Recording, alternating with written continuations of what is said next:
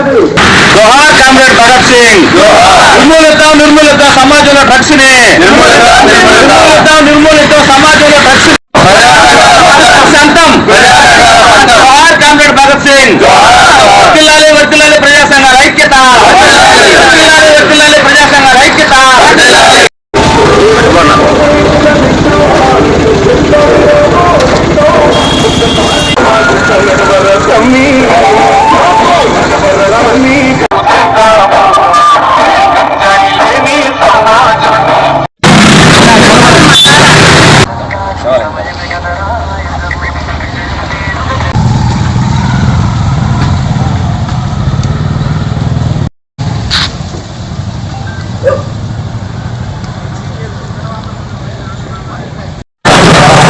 నా పేరు రమణ, డివైఎఫ్ఐ నెల్లూరు జిల్లా కార్యదర్శి।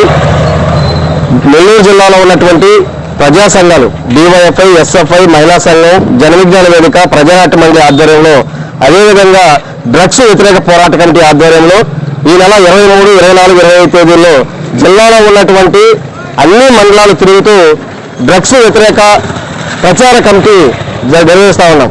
దాంట్లో భాగంగానే నిన్న ఉదయం నెల్లూరు రూరల్ ప్రాంతంలో ఆర్డీటీ కాలేజీలో ప్రారంభమైనటువంటి జాత నిన్న ముతుకూరు, వెంకటాచలం, గూడూరు, అదేవిధంగా పొదలకూరు నుంచి ఈరోజు సంఘం రావడం జరిగింది। దీని యొక్క ముఖ్య ఉద్దేశం నెల్లూరు జిల్లాలో చాపకింద నీరులాగా డ్రగ్స్, గంజాయి యువతకి అందుతా ఉంది।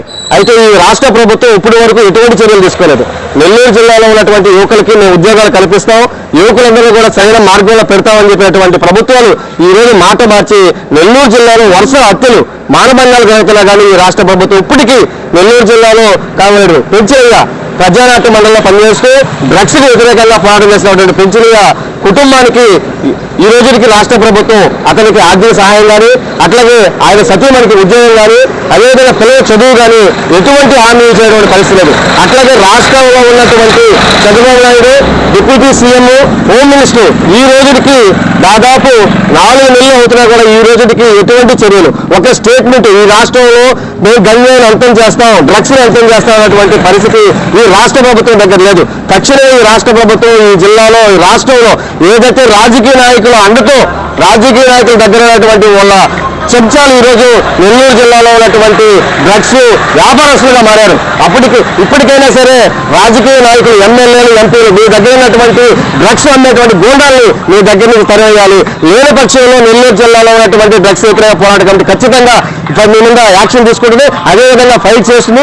రాబోయే కాలంలో డ్రగ్స్ వ్యతిరేక పోరాట కమిటీలో అనేక ఆందోళన చేస్తామని చెప్పి సందర్భంగా తెలియజేస్తా ఉన్నాం। అట్లాగే ఈ నెల్లూరు జిల్లాలో ఉన్నటువంటి ఉద్యోగాల కోసం ఉన్నటువంటి యువకులకి సరైనటువంటి విద్య లేక, ఉద్యోగాలు లేక చెడు వ్యసనాలకు బానిసలు అవుతా ఉన్నారు। ఈ యువతులందరూ కూడా ఉద్యోగాలు కల్పించాల్సిన బాధ్యత ప్రభుత్వం ఉంది। తక్షణమే ఈ జిల్లాలో ఉన్నటువంటి పరిశ్రమల్లో స్థానిక యువతకు ఉద్యోగాలు కల్పించే విధంగా కూడా చర్యలు తీసుకోవాలి। లేని పక్షంలో డ్రగ్స్ వ్యతిరేక పోరాట కమిటీ ఆధ్వర్యంలో పెద్ద ఎత్తున ఆందోళన చేస్తామని చెప్పి ఈ సందర్భంగా తెలియజేస్తా ఉన్నాం।